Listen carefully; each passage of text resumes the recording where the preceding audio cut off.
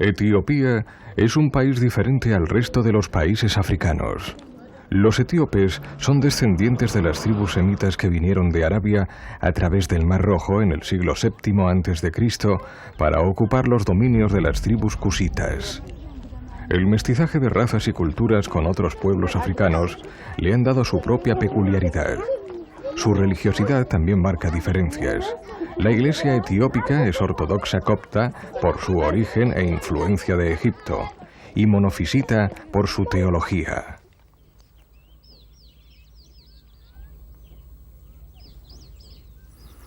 Visitamos la ciudad de Aksum, al norte del país, muy cerca del lago Tana, cuyos orígenes se remontan al siglo VI a.C. Aksum fue la capital de un vasto imperio que extendió sus dominios hasta la lejana Nubia y la península de Arabia. Sus reyes ostentaron el título de Negus-Neges, rey de reyes. La historia de Etiopía se ha construido sobre el mito de que sus emperadores descienden del rey Salomón. Según la leyenda, la reina de Saba, emperatriz de Etiopía, viajó a Jerusalén para conocer al sabio rey de Israel, concibiendo un hijo suyo que gobernaría con el nombre de Menelik. La Biblia, en el capítulo 10 del primer libro de los Reyes, describe la visita de la reina de Saba al rey Salomón, diciendo únicamente que quedó admirada de su sabiduría y le obsequió con gran cantidad de oro, aromas y piedras preciosas. La Constitución, vigente hasta el derrocamiento del último emperador, Haile Selassie, en 1974, señalaba que el emperador etíope es descendiente, sin interrupción, de Menelik I, hijo de la reina de Saba y del rey Salomón.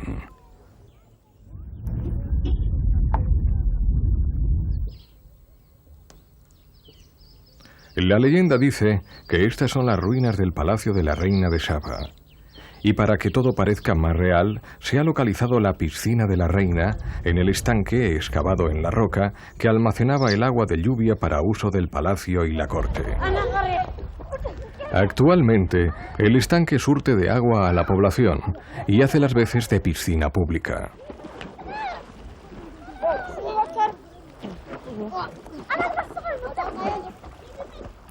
De lo que no cabe duda es de que los aksumitas creían en la vida más allá de la muerte, como muestran los monolitos y las estelas de granito que levantaban sobre sus tumbas.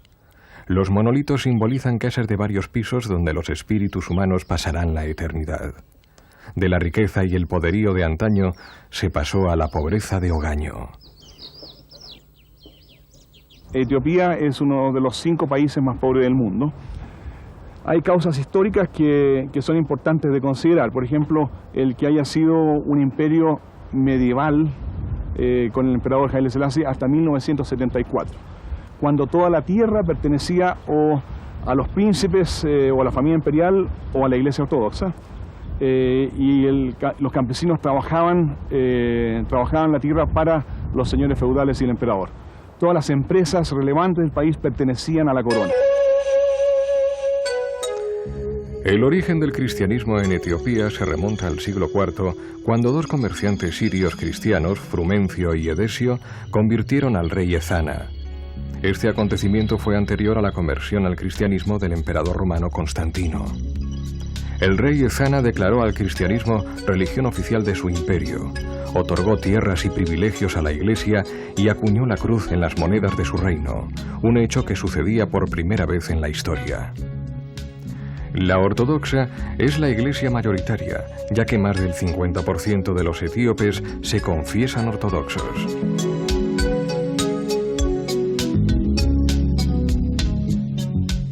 Una iglesia mayoritaria, su presencia es relevante y ha dado forma al ser cultural de una buena parte de Etiopía. La Iglesia de Alejandría, tras el Concilio de Calcedonia, en el año 451, rompió con la Iglesia de Roma. El concilio definió que en Cristo había 2 naturalezas, la divina y la humana, fundidas en una sola persona, por lo que Jesucristo es verdadero Dios y verdadero hombre. Los representantes de la Iglesia de Alejandría y Constantinopla defendían que la naturaleza de Cristo era solo una y divina, concluyendo que Jesucristo es Dios, pero no hombre. Esta afirmación de los llamados monofisitas fue declarada herética por la Iglesia de Roma y la ruptura todavía perdura. Una de las características de la Iglesia ortodoxa es la utilización de la pintura para la imaginería religiosa. Los iconos, además de su función devocional, tienen un fin catequético, ya que cada detalle del cuadro encierra un profundo significado teológico.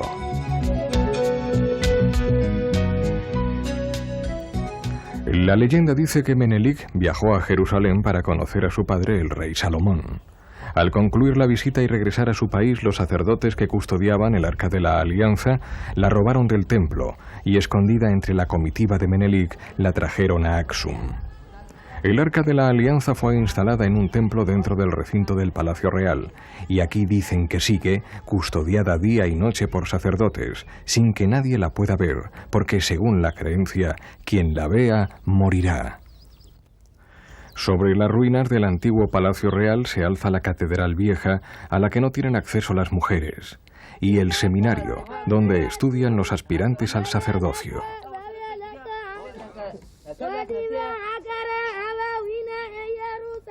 Un monje nos muestra, como trofeos de la iglesia etiópica, las coronas y cruces votivas salvadas de expolios y guerras. La catedral nueva, extramuros del Palacio Real, la mandó construir el emperador Haile Selassie para que las mujeres pudieran entrar al templo a rezar. No lejos de Aksum está la que fuera entre 1594 y 1640 misión jesuita de Fremona, sobre cuyas ruinas se construyó una iglesia ortodoxa. Desde esta misión el jesuita español Pedro Páez, descubridor de las fuentes del Nilo Azul, conseguiría con inteligencia y habilidad introducirse en la corte con el propósito de convertir al rey a la fe católica y conseguir que Etiopía volviese a la obediencia del Papa de Roma. En 1604, Pedro Páez lograría la conversión del rey Zadengel, hecho que provocó el levantamiento de la nobleza, alentado por el obispo ortodoxo Abuna Petrus, y la muerte del rey. Más tarde, en 1620, el emperador Susinios abrazaría la fe católica, pero su sucesor volvió a las andadas de la ortodoxia monofisita, expulsó a los jesuitas y persiguió a los cristianos. En Adua, a un tiro de piedra de la antigua misión jesuítica, las salesianas y salesianos han abierto otra gran misión. La población de esta región montañosa, fronteriza con Eritrea, se vio afectada por la guerra que enfrentó a eritreos y etíopes hace un par de años. La guerra produjo muertes, desplazamiento de la población, destrucción de casas y escuelas, prostitución y sida. La guerra dividió a las tribus y a las familias y profundizó aún más la pobreza del país. Las heridas de la guerra todavía no han cicatrizado. Los misioneros están tratando de paliar los efectos secundarios de esta guerra fratricida. A pesar de esta situación de guerra, podemos decir que en el corazón de todo etíope y de todo eritreo hay un deseo de paz. Precisamente el saludo más común en Etiopía es Selam, que significa paz. Ellos quieren paz y quieren que el gobierno haga todo lo posible para obtenerla. Pienso que nosotros también debemos ayudar a esta gente a que obtengan la paz necesaria, porque es un país muy castigado por hambre, miseria y guerra.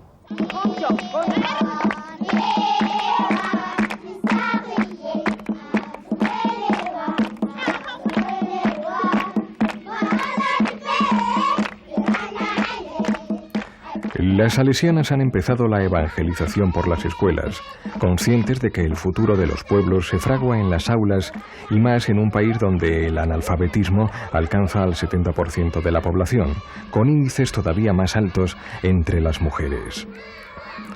500 niños y niñas, la mayoría niñas, estudian y comen en la escuela de las monjas que se sostiene con ayuda de la solidaridad internacional.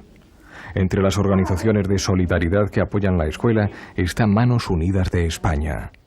En las aulas hay 50 niños de la guerra, huérfanos de padre y madre que dependen íntegramente de las monjas.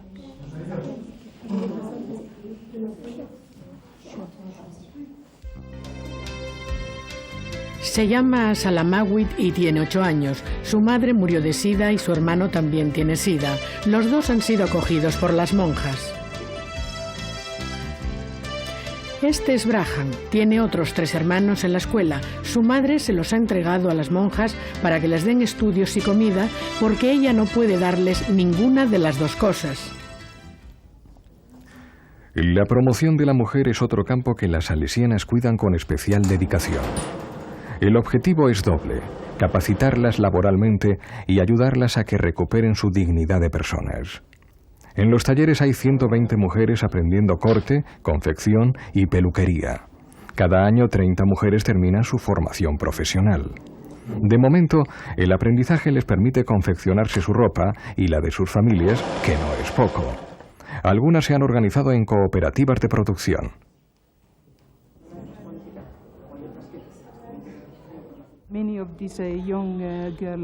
La mayoría de estas mujeres vienen de una situación muy pobre.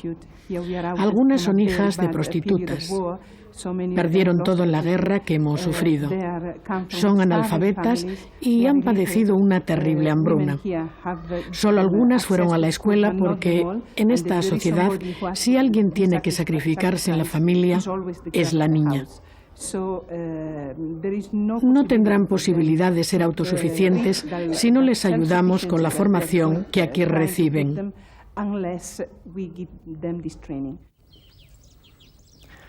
A las monjas se les ha quedado pequeña su casa y ya no pueden acoger a más niños. Como la necesidad y la demanda es muy grande, las monjas han puesto manos a la obra para construir, con ayuda de Manos Unidas, una residencia para 50 chicas huérfanas o abandonadas porque sus madres están ejerciendo la prostitución.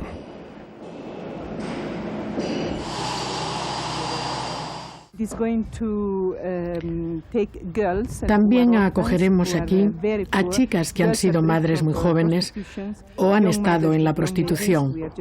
Queremos darles una buena formación para que trabajen y se puedan ganar la vida. Asistirán a las clases en nuestra escuela técnica y algún día llegarán a ser autosuficientes. Los salesianos han abierto en Adua la primera escuela de formación profesional de la región. Una escuela que todavía no está a pleno rendimiento, pero que se irá ampliando para atender a la demanda de los jóvenes, una vez que se ha firmado la paz y ya no tienen que ir a la guerra. La construcción de la escuela y su mantenimiento se debe a Manos Unidas de España, Misereor de Alemania, Generalitat de Cataluña y Congregación Salesiana. Las escuelas de formación profesional de los salesianos gozan de un gran prestigio en el país. Más de 800 jóvenes reciben formación profesional en las 3 escuelas que la congregación tiene en Etiopía.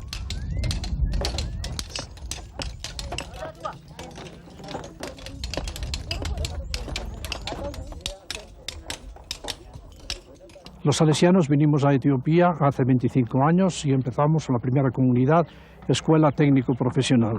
Esta escuela técnico profesional de mucho prestigio hoy en el país. Precisamente por este prestigio se nos pidió abrir una comunidad, una escuela técnico profesional en Adua. Los edificios que veis empezaron a construirse el año 1993 y la escuela se abrió en el 1995 con cursos de formación intensiva. En 1998 empezó ya a ser escuela profesional, técnica profesional, y el año pasado hubo los primeros alumnos que se graduaron. 225 jóvenes, chicos y chicas, están formándose profesionalmente en los talleres de mecánica, electrónica y carpintería. La formación que dan los salesianos no se limita al campo profesional, sino que abarca también la formación humana y cultural de los jóvenes. Los alumnos pagan, si pueden, $1 al mes por el aprendizaje. Con esta escuela, los salesianos quieren colaborar al desarrollo de la región, preparando buenos profesionales, a la vez que frenar la emigración de los jóvenes a las grandes ciudades o al extranjero. La maquinaria, importada de Italia, es de última generación, porque en la filosofía salesiana, los últimos son los primeros. Esta escuela está dotada de maquinaria muy buena. Algunos pueden pensar que se sale del nivel de una nación tan pobre como Etiopía, pero nosotros pensamos que es importante que un país aunque sea pobre, no debe estar dotado pobremente para que pueda avanzar y mejorar. Prácticamente nosotros, aparte de las hijas de Madre Teresa, somos los primeros católicos que hemos venido aquí a Adwa. No hay ninguna discriminación en la escuela por motivos de religión, por motivos de credo. Quien quiera que sea puede venir aquí, puede aprender, puede prepararse para un futuro en la escuela técnica y si es capaz también para ir después a la universidad. El Meskel es la gran fiesta de la Iglesia Ortodoxa.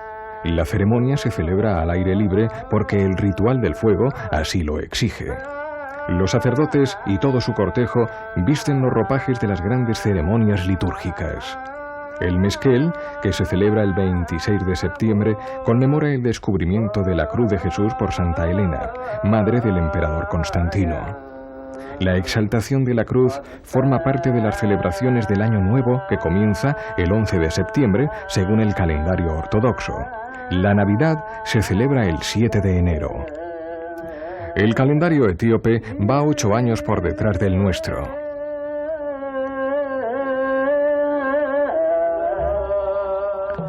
El idioma litúrgico de la iglesia etiópica es el Gid, la primitiva lengua del país. Es una iglesia que ha evolucionado muy poco y conserva intactas sus tradiciones. La letra y la música de estos cantos tiene una antigüedad de 1600 años.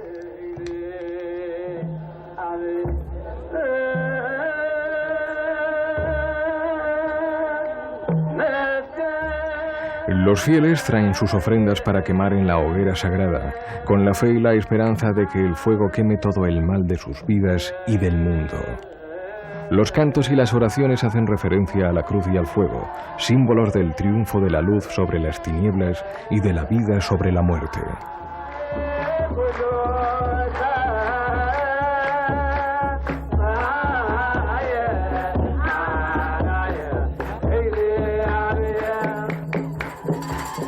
Entre la multitud hay expectación por ver de qué lado caerá la cruz que remata la pira cuando la alcancen las llamas, porque según la creencia popular su caída en una dirección o en otra significa bendición o desgracia. Afortunadamente, en esta ocasión ha caído al oeste, lo que significa que habrá buena cosecha, garantizada de antemano, porque este año llovió mucho. Nos dirigimos a Lalibela, zigzagueando por una carretera infernal que discurre entre montañas. Las carreteras son una asignatura pendiente del Ministerio de Transportes. Según nos cuentan, la Comunidad Europea dio más de 300 millones de euros a fondo perdido para arreglar esta carretera que, por lo visto, no se han empleado en ella. Lalibela es un pueblo situado a 2.500 metros de altitud, con una población de 14.000 habitantes que sobreviven de las limosnas, la agricultura y el turismo. Un turismo intermitente, a caballo entre guerras, que ha empezado a animarse tras la firma de la paz. La verdad es que Etiopía bien merece una visita. Los habitantes de Lalibela pertenecen a la tribu Amara, que tradicionalmente ha construido sus casas con maderas y barro. Los animales viven en la parte baja y las personas en el piso de encima. Los sacerdotes y sus familias viven en estas casas antiguas y los monjes en cuevas horadadas en la roca. Los sacerdotes ortodoxos pueden casarse con la condición de que contraigan matrimonio antes de la ordenación de diácono, y si enviudan no pueden volver a casarse. Los monjes son célibes y los obispos se eligen entre los monjes.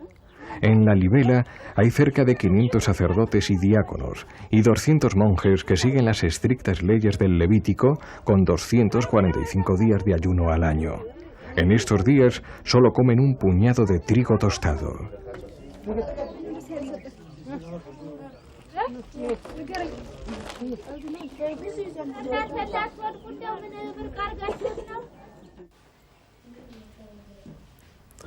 Lalibela es famosa por su conjunto de 11 iglesias de finales del siglo XI y principios del XII, labradas en la piedra arenisca, cuya construcción duró 25 años. El conjunto monumental, excelente muestra de la arquitectura aksumita, está protegido por la UNESCO. La excavación se hacía de fuera hacia adentro, vaciando la roca, en un alarde de cálculo y cincelado.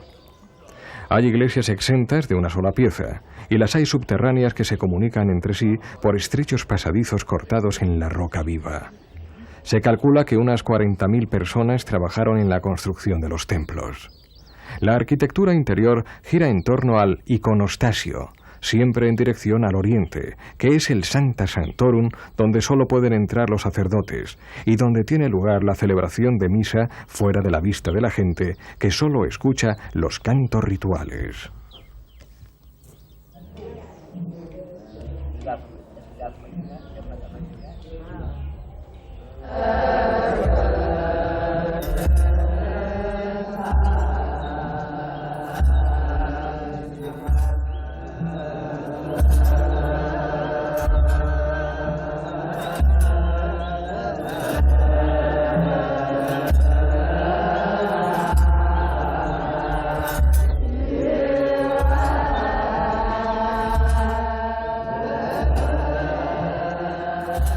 Una bella leyenda explica el origen de la libela, que este era el nombre del hijo del rey Daseyun.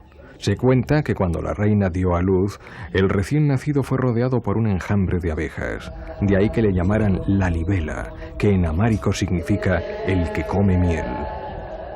Una vez le dieron veneno en la comida y un ángel lo salvó de la muerte. El ángel le mandó que cuando heredara el trono levantase una nueva Jerusalén en Etiopía. Según esta leyenda, los ángeles echaron una mano en la construcción de los templos. La historia dice que en los primeros siglos del cristianismo hubo grandes movilizaciones de etíopes que peregrinaban a Jerusalén, enfermando y muriendo muchos en el duro y largo camino. El rey Lalibela, viendo las dificultades y los peligros a los que tenían que hacer frente los peregrinos, quiso construir una Jerusalén espiritual, a donde los etíopes pudieran peregrinar sin necesidad de arriesgar sus vidas.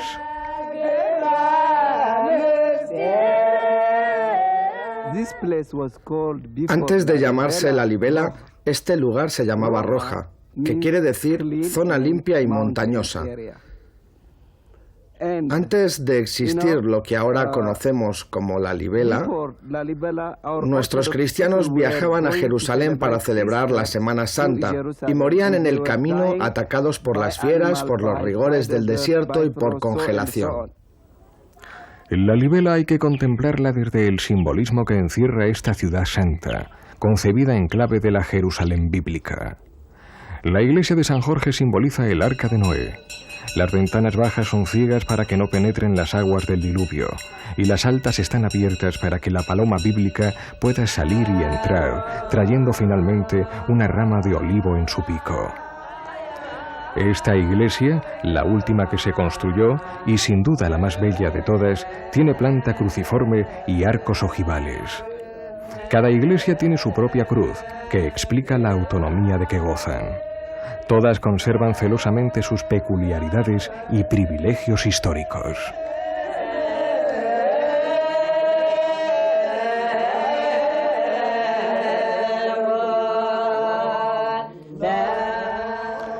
Pero es en esta iglesia de San Gabriel y San Rafael donde la simbología alcanza su máxima expresión. A sus pies, los ríos Yore y Danos se han juntado para formar el río Jordán, aunque apenas corra el agua. Bordeando el templo está labrada en piedra una rampa, estrecha y empinada, que representa la senda que lleva al cielo. Si el camino por el que se sube al cielo es tan difícil como aparece aquí, habrá que prepararse bien para encararlo con garantía de éxito. Como broche de oro para la cadena de símbolos de esta ciudad santa, en lo alto de la montaña dominando los templos está el monte Tabor, desde donde al atardecer y con ojos de fe se puede contemplar la transfiguración del Señor.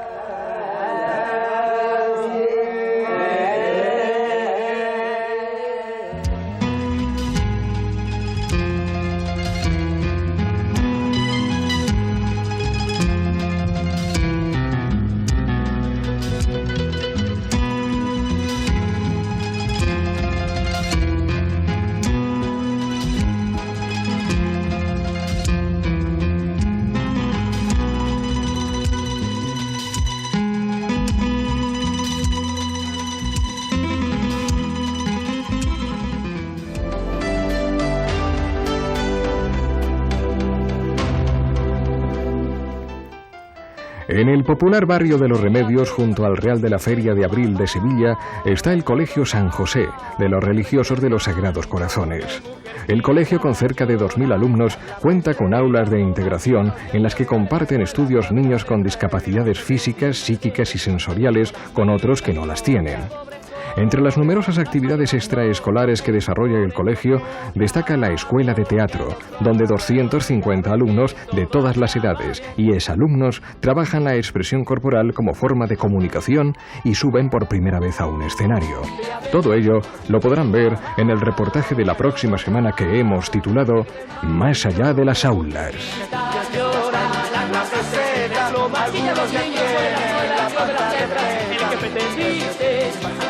Y el pobre pasó, por eso que jamás